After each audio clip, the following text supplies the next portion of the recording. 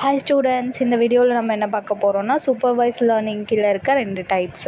அது என்னென்னா regression, classification. இந்த வீடியோவில் ரெக்ரெஷன் மட்டும் பார்ப்போம், ஏன்னா அதுக்கே டைம் பத்தாது.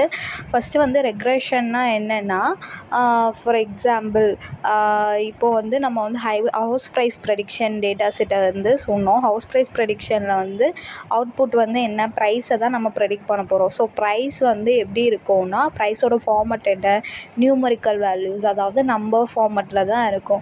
ஸோ நியூமரிக்கல் வேல்யூஸ் வந்து டேட்டா செட்டில் வந்து அவுட்புட் வந்து நியூமரிக்கல் வேல்யூஸில் வந்ததுன்னா அது கண்டிப்பாக ரெக்ரெஷன் கீழே தான் வரும்.